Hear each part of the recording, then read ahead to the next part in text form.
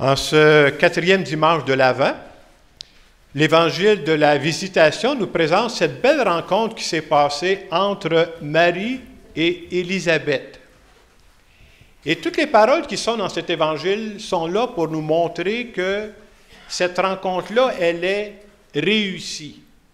Réussie pour les deux femmes qui se rencontrent. J'en donne quelques-unes des paroles pour nous montrer ça. On nous dit que Marie se rendit avec empressement. Alors, ça ne va pas là, reculons, là. Ça fait toute la différence du monde quand on fait quelque chose avec empressement. Moi, ça me rappelle toujours quelque chose quand j'entends ce passage de l'Évangile, parce qu'il y a quelques années, moi, j'étais responsable de pensionnaires. Alors, je m'occupais de garçons de 15 à 18 ans. Et parmi les activités qu'ils avaient à faire, ils avaient tous des emplois à faire. Alors, quand c'était le temps de faire la vaisselle, le mot « empressement » n'était pas très clair. Alors, c'est clair dans l'Évangile, Marie se rendit avec empressement. Ça dit quelque chose. Elle est prête à y aller. Et on nous dit aussi que quand Élisabeth a entendu la salutation de Marie, l'enfant a tressailli en elle. Il y a quelque chose qui se passe. Ce n'est pas une réunion, une rencontre où il ne se passe rien, là. On nous dit que le Seigneur, l'Esprit Saint est avec elle. Et tout ça pour nous dire, on veut nous montrer que le courant passe entre Marie et Élisabeth. Ces deux femmes-là attendent un enfant, là. Les deux sont enceintes. Marie vient d'apprendre ça, là. Et quand tu apprends ça, tu dis, c'est une nouvelle étape de ma vie qui commence. Moi, je n'ai jamais été enceinte, là. Ça ne m'est pas arrivé encore. Mais quand ça arrive dans ta vie, tu te dis, à partir de ce moment-là, change de catégorie, là. Il y a quelque chose de nouveau qui se passe dans ma vie. Et quand une rencontre est réussie, un des signes aussi, c'est jamais à sens unique. Ça ne marche pas de même, là. Quand c'est réussi, c'est de part et d'autre. Il y a un échange qui se fait. Et ce qu'on voit aussi, c'est que Dieu est présent à cette rencontre-là. Un des signes pour savoir la rencontre est-tu réussie ou est manquée, un des signes qui nous montre que la rencontre est réussie, c'est que les deux femmes vont sortir de cette rencontre-là joyeuses et grandies. Et je trouve qu'à travers cet évangile-là, ça nous rappelle, j'espère que c'est le souhait qu'on a tous, de faire des rencontres réussies, de faire des visitations réussies. Et quand j'ai lu cette semaine cet évangile de la visitation, ça me fait penser à certaines situations que je vois.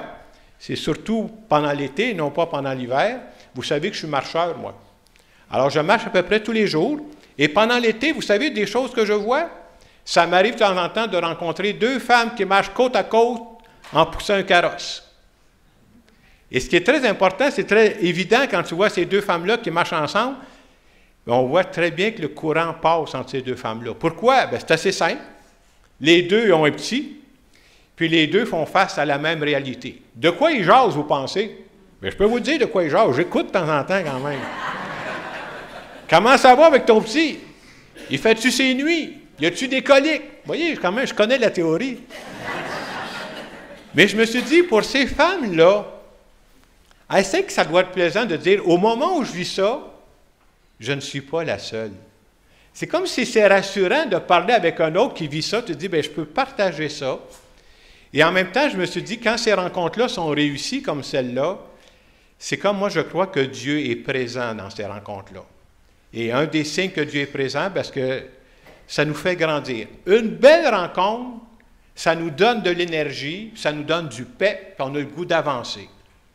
Si je vous compte ça, c'est pour vous dire que vous savez, pareil comme moi, est-ce que toutes les rencontres sont réussies? Pas exactement, là. On est sur la planète Terre, là, nous autres. Il s'agit de commencer sa journée puis d'avoir un accrochage avec quelqu'un, puis on dirait que ça vient scraper le reste de la journée. Parce que le reste de la journée, à quoi on va penser? On va penser à l'accrochage, hein? On va penser à ce qui n'a pas fonctionné. Et ça nous rappelle comment c'est important d'investir dans nos rencontres, dans nos relations avec les autres. Et c'est ce qu'on veut faire d'une façon spéciale à travers cette célébration à quelques jours de la fête de Noël. Vous savez, pareil comme moi, que dans les jours qui viennent, on va en faire plusieurs rencontres. Des rencontres dans nos familles, des rencontres avec nos amis. Et qu'est-ce qu'on voudrait? On voudrait que ces rencontres-là soient réussies. Et la question, un peu comme on nous dit à travers cet évangile-là, comme la rencontre de Marie et Élisabeth a été fructueuse, on aimerait que nos rencontres soient fructueuses. Qu'est-ce qu'on pourrait faire pour que le courant passe entre nous et les personnes qu'on va rencontrer. Qu'est-ce qu'on pourrait faire pour que ces rencontres-là nous amènent à plus? En tout cas, il me semble que pour que des rencontres soient réussies, un des aspects, je pense, qui peut beaucoup aider, c'est d'avoir le souci de plaire à l'autre. Ça, je pense que c'est une étape. Comment on fait ça pour plaire à l'autre dans une rencontre comme ça qu'on va faire dans le temps de Noël? Je pense qu'une des belles façons de plaire à l'autre, c'est de s'intéresser à ce qui intéresse l'autre. Je m'intéresse à ce qui intéresse la personne en face de moi. Je vous donne un exemple.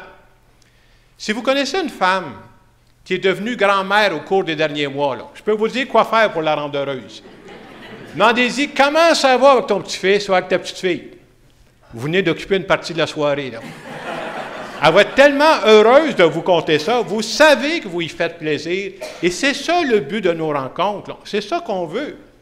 L'autre aspect, on essaie d'éviter des sujets où ça ne plaira pas aux autres. J'essaie de trouver un sujet pas trop engageant. Si vous connaissez des gens qui sont des fans du Canadien de Montréal, c'est pas nécessaire de demander « Penses-tu qu'on va avoir la Coupe Stanley cette année? » Parlez pas de ça, là. Ça ne leur fera pas plaisir. Mais notre but à nous, dans les rencontres, c'est justement d'être à l'attention de la personne en face de moi, de faire plaisir à la personne en face de moi. Et quand on fait ça, je pense qu'on contribue à créer l'harmonie autour de nous. C'est ce qu'on veut. On veut être des facteurs d'harmonie dans nos familles.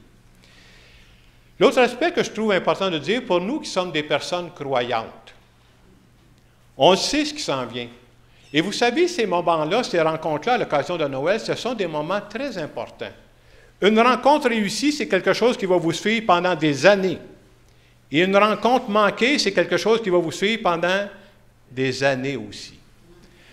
Comme on est croyant, je trouve ça important de dire à Dieu, je te demande d'avance de nous préparer. Prépare ces rencontres-là qu'on va faire. Prépare nos rencontres de famille. Prépare nos rencontres d'amis. Ça veut dire quoi? Prépare mon cœur. Prépare le cœur des personnes que je vais rencontrer.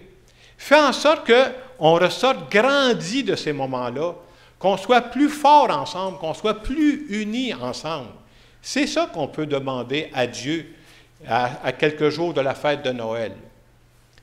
L'autre aspect qu'on oublie souvent aussi, hein, à la fête de Noël, bien, c'est aussi un bon moment pour rencontrer Dieu. Le danger, vous savez, avec la fête de Noël, c'est qu'on court après un paquet de choses. On s'en va dans un centre d'achat, c'est plein à mort. Il faut préparer les repas, je comprends tout ça. Mais vous savez, le grand danger, c'est qu'on finit par oublier de le fêter. Et le fêter à Noël, bien, c'est Jésus, que je vous dise. Et ce n'est pas nécessaire de prendre une prière de 3 heures, mais j'espère que la journée de Noël ou autour de Noël, d'être capable de dire, bien, c'est important pour moi dans ma vie. Puis d'être sincère, là. Il me semble, moi, que si Dieu n'était pas dans ma vie, est-ce que ça changerait ma vie? Bien, je pense que beaucoup à l'étape où je suis rendu. Est-ce que ça changerait ma façon de regarder la vie? Oui, ça changerait ma façon de regarder la vie.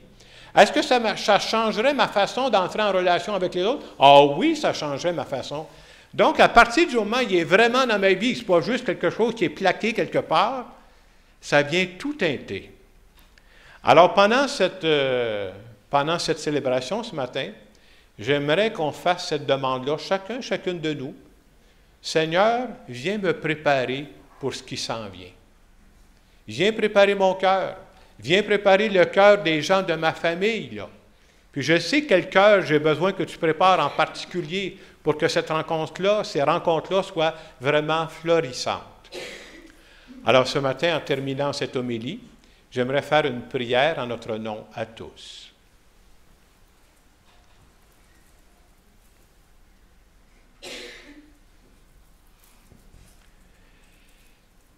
Seigneur Jésus, ce matin, je veux t'inviter à toutes les rencontres que je vais faire pendant ce temps des fêtes.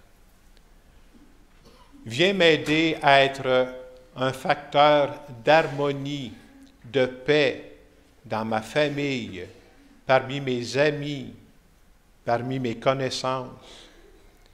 Et ce matin, j'aimerais te confier d'une façon spéciale toutes ces personnes que je vais rencontrer et qui sont tellement chères à mon cœur.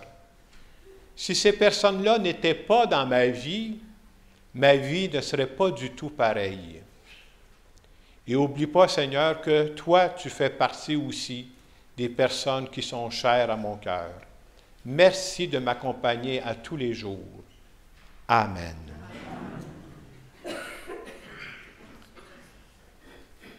Dans les secondes qui viennent, je vous invite justement à prendre un moment pour dire à Dieu, ben oui, je sais, là, il y a des rencontres qui s'en viennent. Prépare-moi.